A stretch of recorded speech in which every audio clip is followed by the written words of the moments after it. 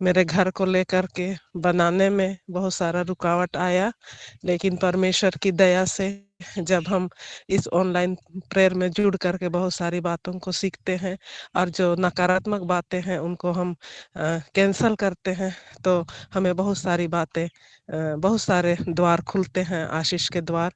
और इसी के तहत मेरा अभी नए घर में हम लोग शिफ्ट कर चुके हैं, और अ, परमेश्वर का अनुग्रह से अभी तक हम लोग अ, कुशल से ही थे। लेकिन एक प्रार्थना रिक्वेस्ट है कि मेरा बेटा, बड़ा बेटा, जो आज गलत आचरण कर रहा है हम लोगों के साथ, उसका दिमाग स्थिर नहीं है।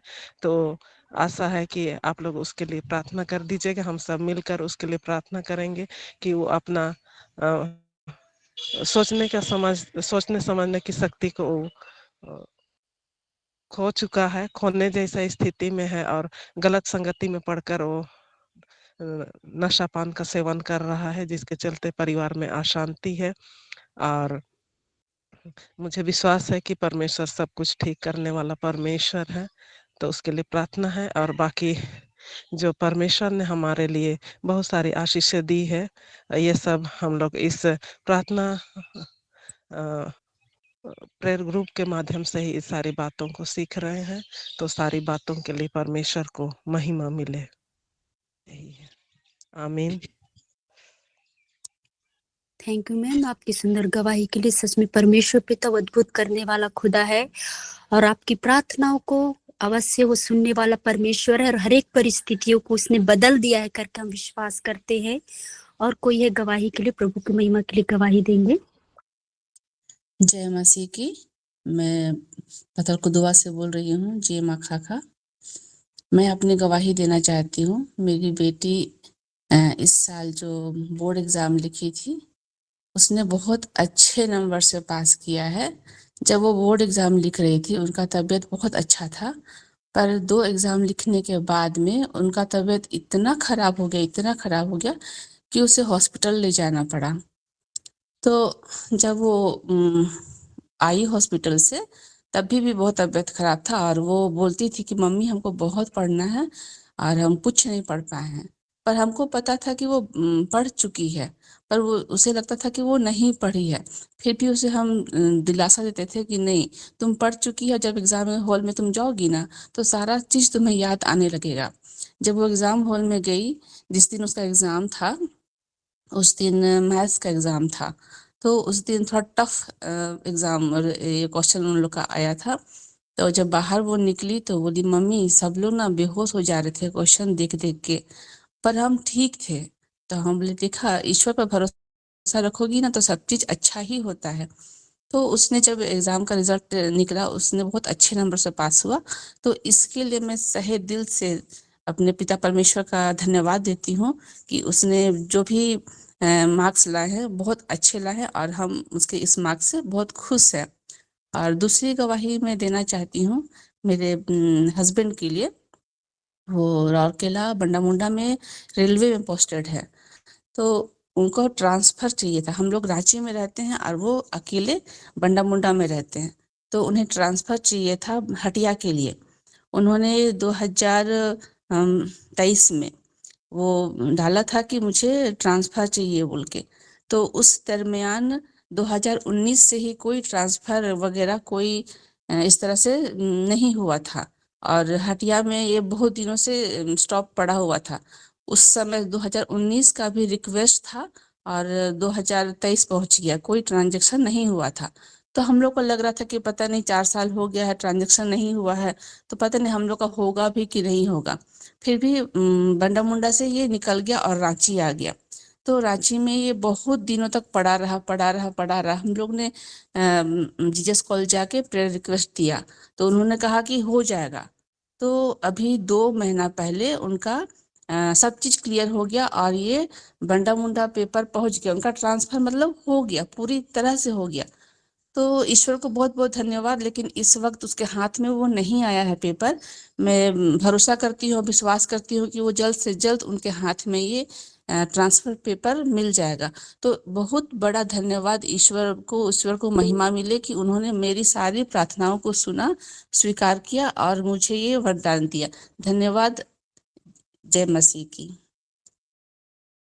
थैंक यू मैम, आपकी सुंदर गवाही के लिए। सच में परमेश्वर पिता का वचन भी कहता है धर्मियों की इच्छा पूरी करने वाला वो परमेश्वर है।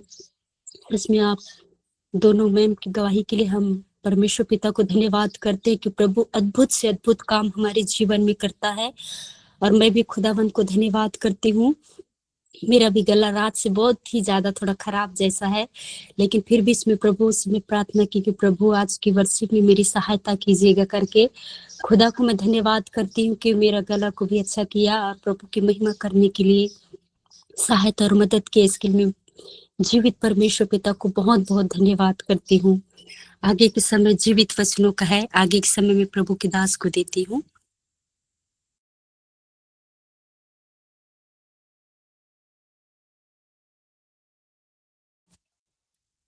आप सबों को जय यीशु, प्रेज़ द लॉर्ड, यीशु सहाय, जय मसीह की।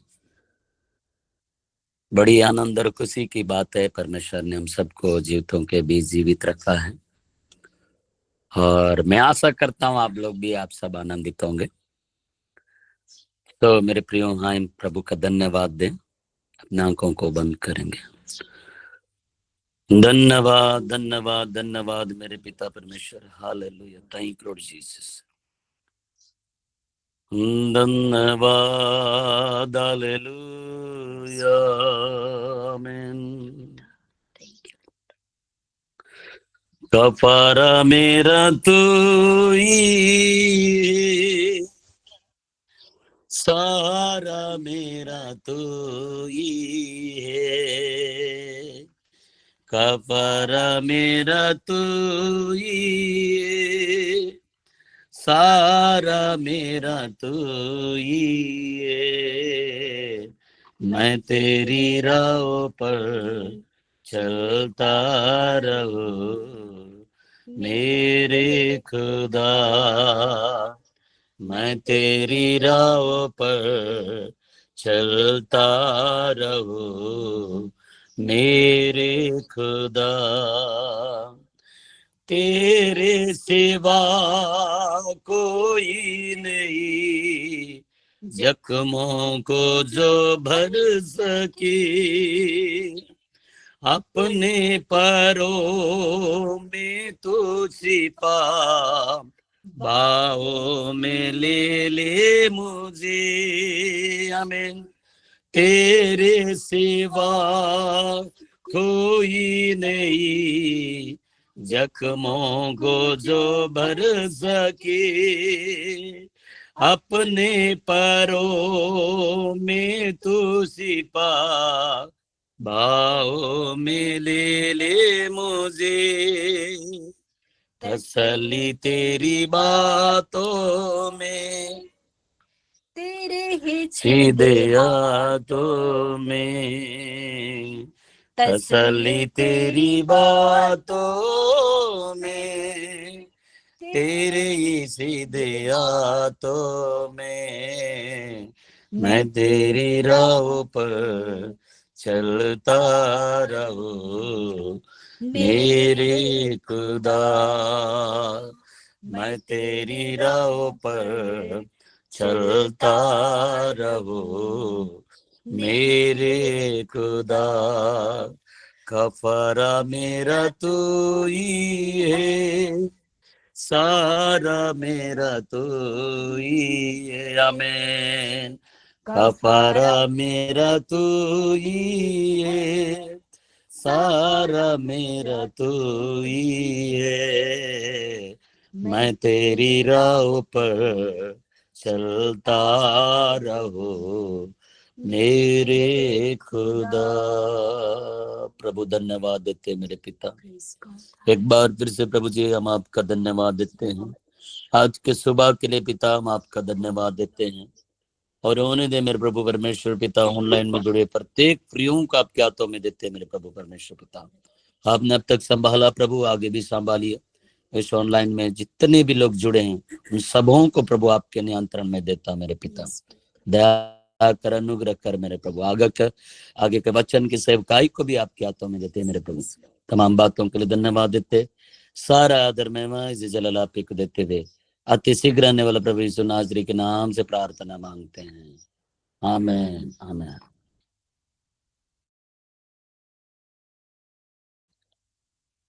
तो मेरे प्रियो, एक बार फिर से आप सबों को प्रभु यीशु मसीह के मधुर और पवित्र नाम में स्वागत करता हूं। मैं आशा करता हूं आप सब लोग आनंदित होंगे।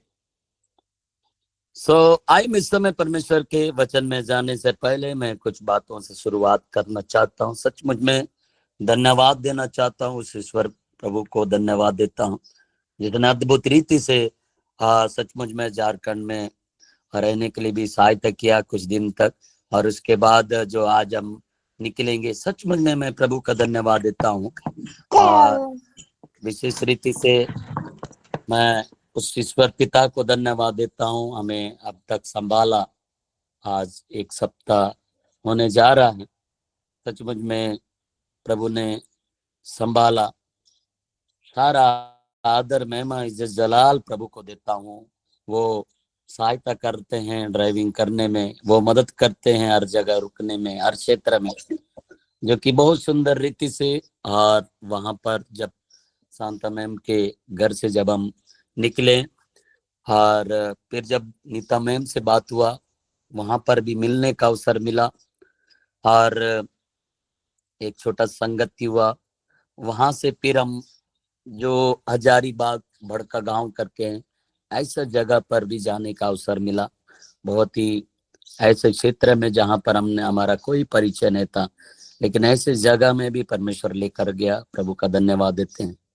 जब वापस आते समय जब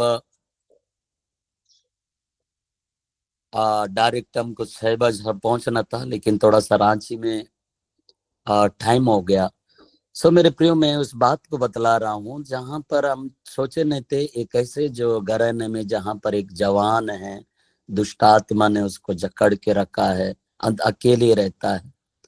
अनीता दीदी ने एक दीदी को जब नंबर दी है, तो उनकी जो मौसी है, मतलब जो लड़के की मौसी है, वो हमको लेकर गए। ऐसा वो जब वो बातें आज भी मुझे अभी भी याद आ रहा है। उनके लिए प्रार्थना कर रहे हैं। जैसे उनके घर गए तो जब कटकट आए, उन्होंने खोला। वो बोल रहे थे खोलते नहीं है ऐसा दरवाजा, लेकिन उन्होंने खोला। प्रार्थना जब अंदर घुसे, उसके बाद फिर बहुत बड़ा घर है, बहुत रांची में बहुत बड़ा घर है, जमीन भी बहुत ज्यादा है, लेकिन वो अकेला उस जगह पर रहता है और डिप्रेशन में है। और कई जगह लेकर गए, ठीक नहीं हुए बोल रहे। तो कई ऐसी बातें हैं जो मैं आज आप लोगों के बीच में बतलाना चाहता हूँ कि आज वो उनकी मौसी कहती है हम इसी जगह में पढ़े और आज हम लोग का अच्छा जॉब है, एसआई पोस्ट में है, या और अच्छे यहाँ से पढ़ लिख के बहुत से जगह में बहुत से लोग अपना लाइफ बना दिए, उनका लाइफ बन गया। जो हमारा दीदी जीजा लोग बहुत ही अच्छा प्रभु में रहते थे। पास्टर लोग आते थे, हर दिन घर में खाना बना के रखते थे, मछली जो भी है, इस प्रकार से बहुत ही अच्छा जो काम मतलब करते थे। यहाँ पर बहुत भीड़ आती थी। इस प्रकार से वो ऐसा क्यों हुआ करके कई प्रश्न उनके जीवन में था। मेरे प्रिय, उसके बाद अब उस जवान के लिए टाइम तो हो रहा था, उस जवान के लिए हमने प्रार्थना करने का प्रयास किए। उसके बाद हम दूर से प्रार्थना की, मतलब वो निकल के चला गया, भाग गया, मतलब उन पकड़ में नहीं आ पाया तुरंत। वो उनको लगा कि कौन लोग, कैसे ये लोग आए, लेकिन हम प्रार्थना करके आए। प्रभु अद्भुत काम उस जगह में किया है, हम विश्वास करते हैं। और इस बार हम सिर्फ फैमिली के साथ आए, बाकी समय हम जवानों के साथ आते हैं। अगर जवान लोग रहते तो शायद पकड़ के उनके लिए कुछ और भी हम प्रार्थना करते हैं। लेकिन मेरे प्रियो, आज बहुत से जो हो सकता है बहुत से परिवारों में इस प्रकार से, लेकिन मैं एक बात आप लोगों को बतलाना चाहता हूं कि आप लोग मेरी जो बातें शायद आप लोगों को खराब लगेगा, मेरी बातें शायद, मेरी जो शब्द शायद आप लोगों को बहुत ही ऐसा लगेगा कि प्रभु का दास हमको क्या ऐसा बोल रहा है। तो मैं बतलाना चाहता हूं, आप अपने बच्चों के लिए जिस प्रकार से एक टीचर रखते हैं हर विषय के लिए। मैं चाहता हूं आप जितने भी ऑनलाइन जुड़ रहे हैं और मेरी आवाज सुन रहे होंगे, तो आज से आप लोग प्रार्थना करें, एक ऐसा बाइबल टीचर जो सब अपने आपके क्षेत्र में अच्छे प्रभु के दास लोग हैं, उनके लिए एक ट्यूशन, ये 66 किताब है जो बाइबल पूरा, इसके लिए अगर मैं सोचता हूं कि इन ये जो 66 किताब के लिए एक बाइबल टीचर को रखिए।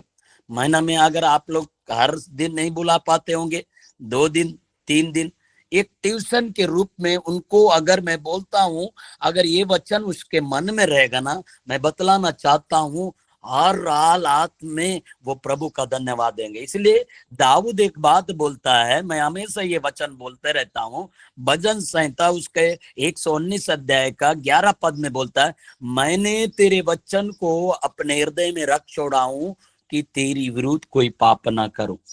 अगर उसी का 10 पद अगर हम देखते हैं तो बोलता है, मैं पूरे मन से तेरी खोज में लगा हूं, मुझे तेरी आज्ञाओं की बाढ़ से भटकने न दे। तो मेरे प्रियो, ये जो समय है, मैं ये नहीं बोल रहा हूं कि कि पूरा पढ़ाई छोड़ दे, नहीं। आप हो सकता है वो बेटा बहुत अच्छा पढ़ा लिखा है, बहुत से जगह मतलब इस प्रकार से जो बातें हो रही है कि बहुत से लोगों को मैंने देखा कि बहुत से जो क्रिश्चियन फैमिली से जो जवान बच्चे हैं भटक जा रहे हैं। बहुत से लोगों की मैं अगर गवाही दूंगा ना, खत्म नहीं होगा। मैं 2 गवाही और दूंगा। बिलासपुर में एक जाने माने बहुत ही अच्छा, इतना सुंदर गाना गाने वाला, इतना अच्छा वर्शिप लीडर, इतना अच्छा, मतलब बहुत ही अच्छा आराधक, धीरे धीरे उनके माता पिता बोलते हैं कि तुम सिर्फ यही करते रहेंगे क्या, सिर्फ प्रार्थना करते रहोगे क्या, क्या जीवन में कुछ करोगे कि नहीं करोगे, सिर्फ प्रार्थना, फिर सिर्फ यहाँ वहां घूमते रहोगे। कई बार बच्चों को ये बोलते हैं कि आराधना ही काफी नहीं है, आपको दूसरा भी काम करना। धीरे धीरे धीरे वो लड़का, वो जवान, वो लड़का क्या किया है, धीरे धीरे एक स्टूडियो खोला है। उसके बाद फिर सोचा है कि अब मम्मी पापा ज्यादा ही बोल रहे हैं, तो इसलिए वो म्यूजिक सेंटर क्लास खोल दिए हैं। और उसके बाद उसी में खो गया, जवान बच्चे लोग आ रहे हैं, बहुत से लोग आ रहे हैं, अन्य जाति लोग आ रहे हैं, सीख रहे हैं। और उसके बाद मेरे प्रियो मैं बतलाना चाहता हूँ, ये धीरे धीरे और एक लड़की को पसंद करने लगा, वो भी अन्य जाति लड़की को। और उसके बाद हो सकता है, और उस बीच में शायद वो लड़की ने मना कर दी होगी, बाप तो क्रिश्चियन है, मैं ठाकुर हूँ, या ऐसा शायद सुनाई दिया, तो हमारा घराना ऐसा। तो उसके बाद मेरे प्रियो वो लड़का क्या किया, एक जवान अच्छा पढ़ा लिखा है, बहुत एजुकेटेड, मतलब एजुकेशन अच्छा, सब उसको वो ग्रेजुएशन सब चीज कंप्लीट किया, अच्छा पढ़ा लिखा व्यक्ति। और उसके बाद क्या हुआ कि जब बाद में सुनाई देता है कि वो अपने आप को खत्म कर देता है, फांसी लगा लेता है। और बड़ा दुख हुआ मुझे।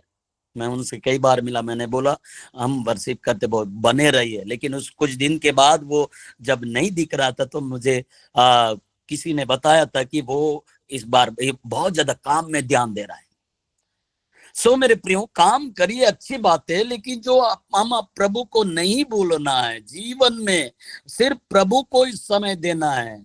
हम अपने बच्चों के लिए क्या कर रहे हैं, इसी रीति से एक और अच्छा एक जवान, एक लड़का को, एक बच्चों को पढ़ाना बोलने से बहुत कठिन होता है। एक इसी प्रकार से जब बोलता है मैं साइंटिस्ट बनूंगा, मैं अच्छा वैज्ञानिक बनूंगा, मैं अच्छा, तो मम्मी पापा बोले ठीक है बेटा तुम चले जाओ। तो उनको अच्छा बेंगलोर जैसा जगह में पढ़ाए लिखाए, लास्ट में वो आता है और वो इस बात को बोलता है, जो प्रभु प्रभु कितना दुखी होता है। वो कहता है कोई प्रभु नहीं है। फिर उसके बाद मम्मी पापा के विरुद्ध में वो काम करने लगा, घर से निकल गया, फिर मम्मी पापा को धमकी दे रहा है, और ऐसा कई प्रकार की बातें। उसके बाद वो भी लड़का ऐसी हुआ कि वो भी सुसाइड कर दिया। तो इसीलिए मैं इन दिनों में जब विजिट कर रहा हूँ, कई ऐसी परिवारों में जब मिल रहा हूँ, तो माता पिता तो बहुत अच्छा प्रभु में, लेकिन उनके बच्चे बोलते हैं हमारे बच्चे अच्छा प्रभु में नहीं। लेकिन आपने तो सिर्फ फोकस, सिर्फ टीचिंग के लिए, सिर्फ फोकस पढ़ाई के लिए तो उसके पीछे पीछे भागे हो। क्या आपने कभी ये सोचे हमारा बच्चा के लिए क्या जरूरी है? जड़ा ठीक है, जरूरी है पढ़ाई, लेकिन उससे भी बड़ा जो जरूरी है ना, परमेश्वर का वचन। जब आ रहे थे आईपीएस ऑफिसर जो विजय आशीष कुजूर सर से जब मुलाकात हुई, वहां पर हम ठहर गए।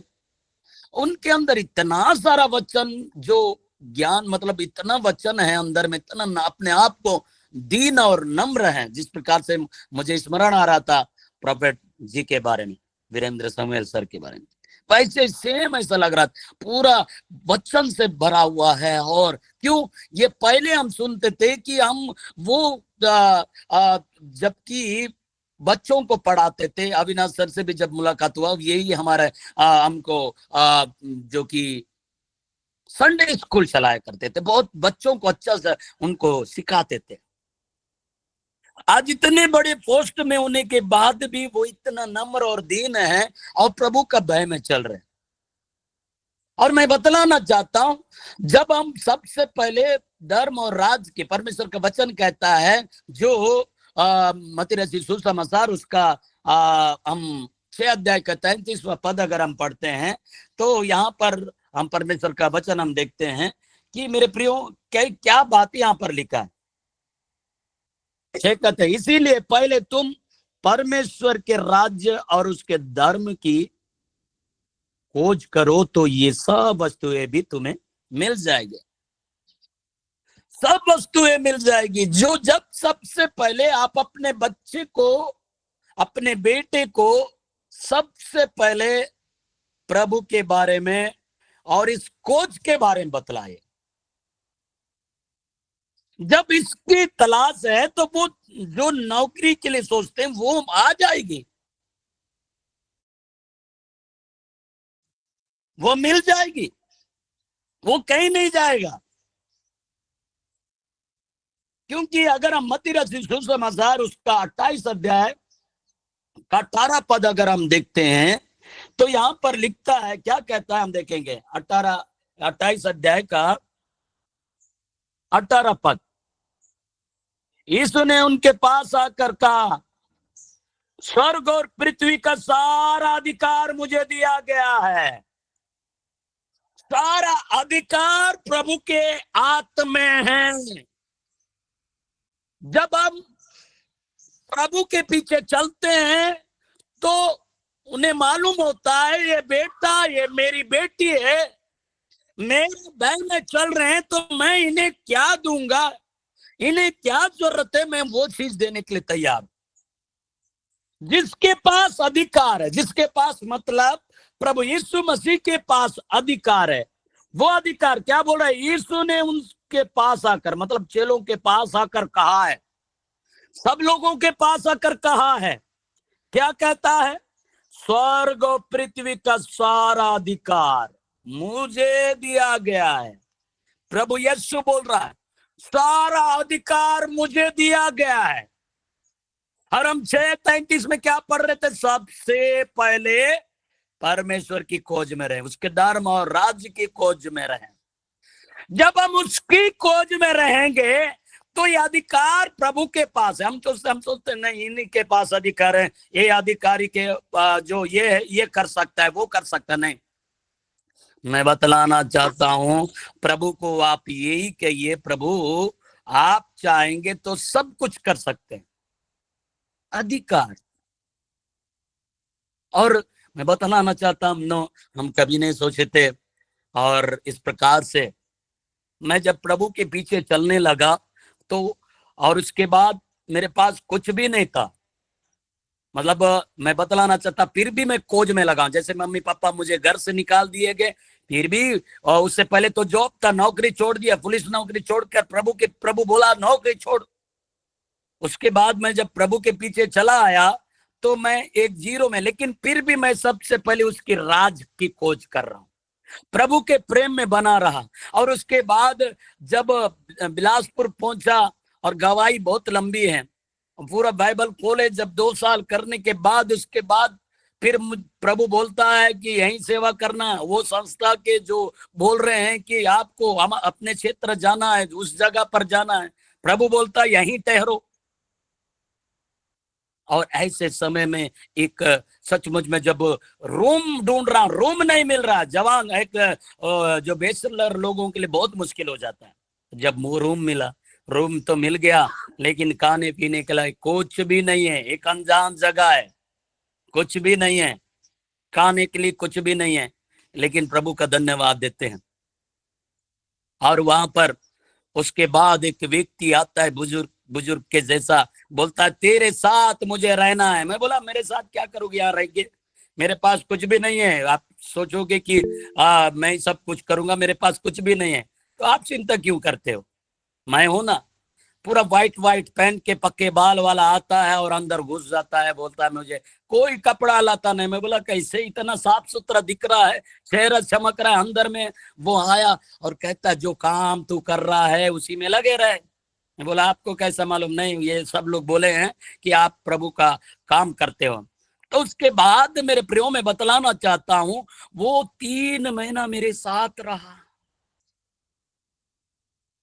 3 महीना मैं मेरे उठने से पहले खाना बनाता था और सब चीज इतना स्वादिष्ट बना के रख देता था। बोलता था मैं खाना बना दिया हूं आपके लिए भी।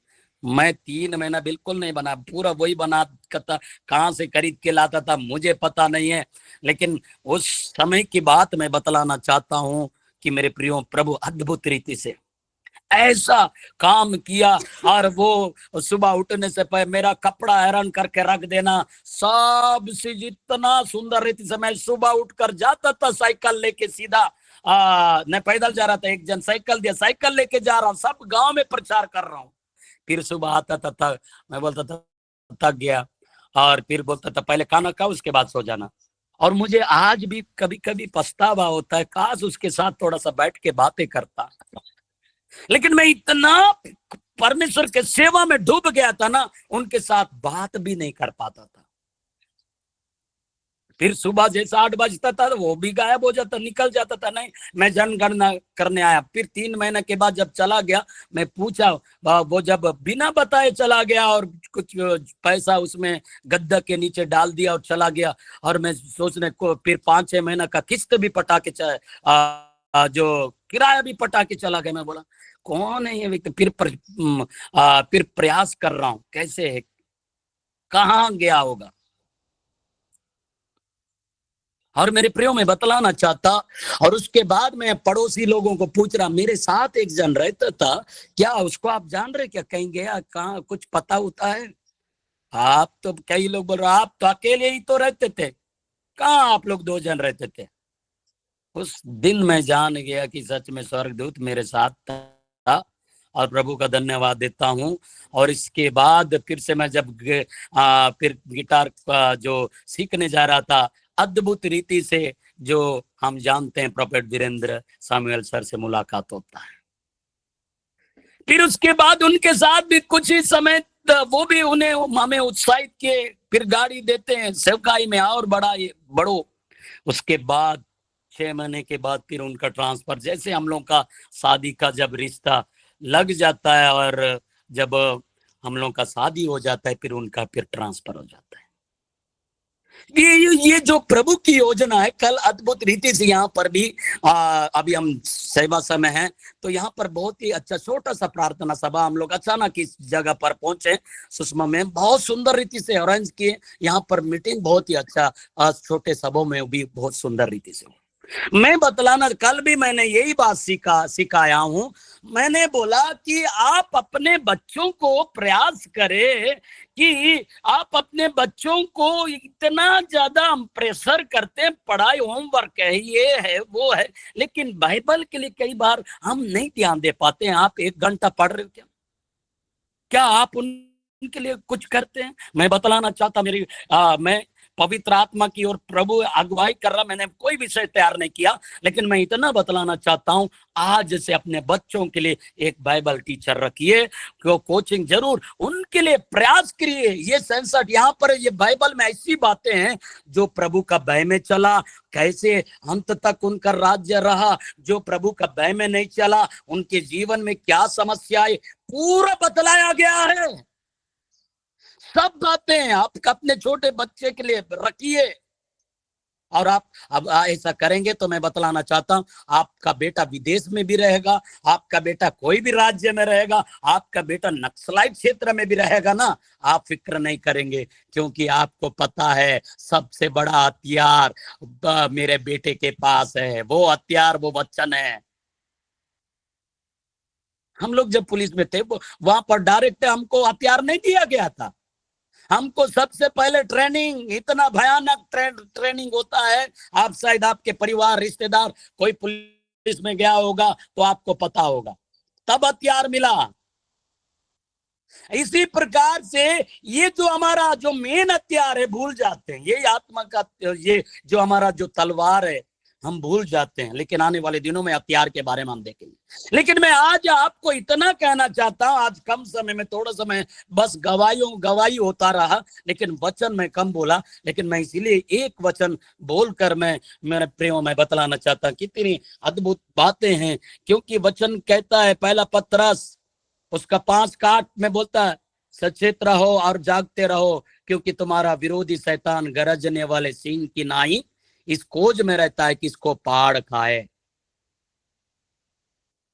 जो दिखता नहीं है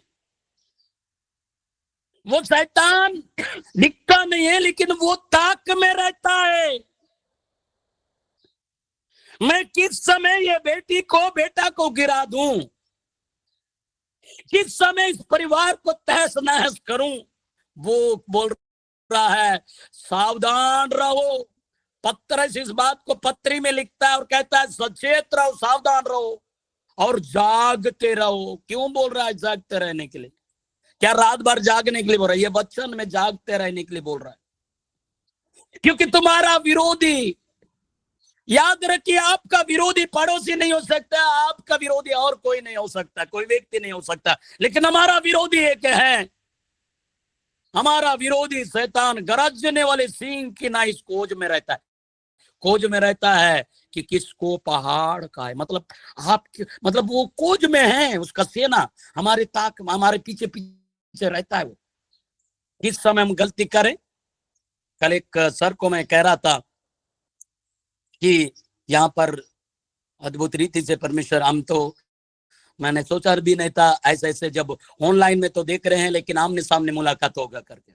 तो बहुत से लोग आए, अनिला दीदी, सुशीता दीदी और भी जो दीदी लोग आए और आमने सामने होकर प्रभु का धन्यवाद। सुशीता दीदी को पहले से जानते हैं, लेकिन मैंने यही बात बोल रहा था कि हमारा जो दरवाजा, जब हम घर का दरवाजा जब खोल देते हैं तो तभी अंदर घुस जाएगा। अगर दरवाजा नहीं खोलेंगे तो कोई अंदर नहीं घुसेगा। इसी प्रकार से हमारे मन में, हमारे जो जो शैतान है ना, हमारे मन में सबसे पहले वार करने का प्रयास करेगा। आप शुगर पेशेंट हो, याद रखो, ऐसा बोलेगा, देख बार बार गोली कर, बार बार आप बोलोगे, वो बार बार आपको याद दिलाएगा, बार बार। इसलिए मन के दरवाजों को बंद कर दे, हमेशा के लिए मन के दरवाजा बंद कर दे। शैतान के लिए कोई जगह नहीं है।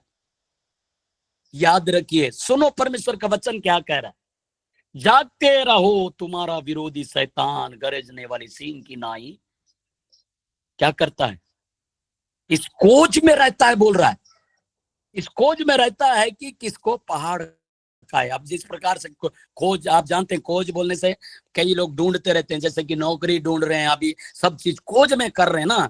वो शैतान किसको ढूंढता है, कौन कमजोर है। बगुला वो दूर से ऊपर से देखता है, जो मछली ऊपर जाता, ऊपर तैरता है, कमजोर हो जाता है, वो ऊपर आता है, उसी को बगुला पकड़ता है, उसी को खा लेता है। जो अंदर में रहेगा तो क्या बगुला अंदर घुसेगा? नहीं।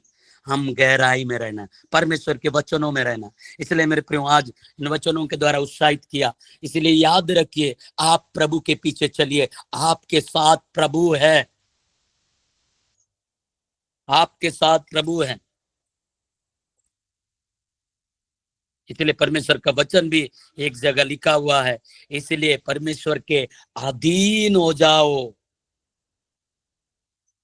याकूब 4:7 में बोलता है, ये लास्ट वचन है, यहां बोलता है इसलिए परमेश्वर के अधीन हो जाओ और शैतान का सामना करो तो वह तुम्हारे पास से भाग निकलेगा। उसके अधीन हो जाए। आपका बेटा अगर प्रभु के अधीन में है ना, कल एक भाई आया, कहता है मैं जब गाड़ी चलाता हूं तो ऐसा डर लगने लगता है कि वो क्या बोलना चाहिए, कोई आके ठोक ना दे। जब ऑफिस जाता हूं तो मुझे डर ना लगने लगता है। क्यों? चर्च जा रहे हैं लेकिन आधीन, प्रभु के आधीन में नहीं। डर इसलिए लग रहा है क्योंकि प्रभु का वचन कई बार नहीं जानने के कारण यहां बोल रहा है, इसीलिए परमेश्वर के अधीन हो जाओ और शैतान का सामना करो तो वह तुम्हारे सामने से भाग निकलेगा। वर्दी पहना, सब पहना, लेकिन बिना हथियार के साथ लड़ने जाएगा तो वो क्या, वो तो खुद ही डरेगा। मेरे पास तो हथियार नहीं है, पहले ही सरेंडर करने के लिए सोचेगा। लेकिन हथियार हो तो वो सामना करेगा। मैं बतलाना चाहता अपने बच्चों को, ये हथियार दे दो, ये बाइबल का हथियार दे दो। मैं बतलाना चाहता हूँ, वो चाहे राहत हो, चाहे दिन हो, चाहे जहां पर भी जाता है ना, वो बेधड़क जाएगा, बेधड़क आएगा। आपको फिक्र करने की जरूरत नहीं पड़ेगा। इसीलिए परमेश्वर का वचन कहता है, क्या बोलता है, यशायाह उसका 10:41 बोलता है, मत डर क्योंकि मैं तेरे संग हूं, इधर उधर मत था क्योंकि मैं तेरा परमेश्वर हूं। मैं तुझे दृढ़ करूंगा और तेरी सहायता करूंगा, अपने धर्म में दाहिने हाथ से मैं तुझे संभाले रहूंगा। आपको यकीन हो जाएगा, मेरा बेटा को हमारा प्रभु, मेरा बेटी को हमारा प्रभु दाहिने हाथ से संभाल के रखा है, क्योंकि मेरा बेटा, मेरी बेटी, मेरे माता पिता, मेरे सब प्रभु के अधीनता में। उसके पास ऐसा हथियार है, अंधकार की ताकत को डांटेगा, गुड़केगा, वो भागेगा। बीमारी को डांटेगा, वो भागेगा। हर प्रकार की प्रॉब्लमों से आजाद होगा, क्योंकि ऐसा हथियार, ऐसा बड़ा हथियार मेरा बेटा, मेरा परिवार के पास है। क्या आप सब तैयार है मेरे प्रियो? अपने आप को प्रभु के हवाले करिए। हम अपने आंखों को बंद करें, प्रार्थना करेंगे। उस प्रभु का धन्यवाद दें जिसने वो हमारी मदद किया है। हम इसलिए जागते रहें, सावधान रहें, प्रार्थना करते रहें मेरे प्रियो। वो प्रभु अद्भुत रीति से सहायता करता है। प्रभु जी, हम आपका धन्यवाद देते हैं। तेरा चेहरा को देखूं सदा, तेरी महिमा को देखूं यहाँ, हालेलुया। तेरे चेहरा को देखूं सदा, तेरी महिमा को देखूं यहाँ। धन्यवाद, हालेलुया, थैंक लॉर्ड जीसस। प्रभु धन्यवाद देते मेरे पिता, अद्भुत रीति से सहायता करने वाला, मदद करने वाला मेरे जिंदा परमेश्वर पिता है। और होने दे यहाँ पर उपस्थिति प्रत्येक प्रियों को आपके हाथों में देते, ऑनलाइन में जुड़े प्रत्येक लोगों को प्रभु आपके नियंत्रण में देता मेरे प्रभु। हर एक क्षेत्र में सहायता करने वाला, मदद करने वाला मेरे प्रभु आप है। हर एक को आपके नियंत्रण में देता मेरे प्रभु। प्रभु तमाम बातों के लिए धन्यवाद देते, सारा आदर महिमा इज्जत जलाल आप ही को देते हुए अति शीघ्र आने वाला प्रभु यीशु नासरी के नाम से प्रार्थना मांगते हैं, आमेन, आमेन। प्रभु का धन्यवाद हो। ये समय है फादर सेबेस्टियन का हम स्वागत करते हैं, वो आशीष की प्रार्थना में अगुवाई करेंगे। स्वागत है फादर जी।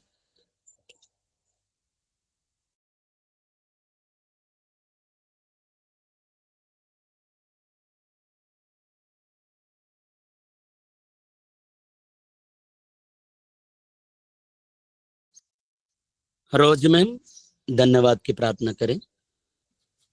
धन्यवाद यीशु, धन्यवाद पवित्र आत्मा, धन्यवाद पिता परमेश्वर। आज के सुंदर वचनों के द्वारा पिता परमेश्वर हमसे बातें करने के लिए हम आपका धन्यवाद करते हैं। Thank you Lord Jesus, thank you Holy Spirit God Jesus. रोफोशा रे खाला बहान तो रोफोशा। हम हर एक बातों में सारा आदर महिमा गौरव प्रशंसा प्रभु आपको देते हैं, और जितने जुड़े हैं पिता आज के इन वचनों के द्वारा उनके जीवन में आपका कार्य उनके जीवन में दिखने पाए यीशु के नाम से। ये छोटी सी प्रार्थना हम परमेश्वर आपसे मांगते हैं, दया से सुनिए और स्वर्गराज में ग्रहण करिए। धन्यवाद यीशु, धन्यवाद पवित्र आत्मा।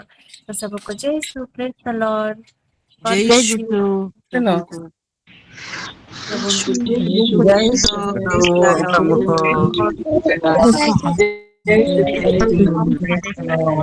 जय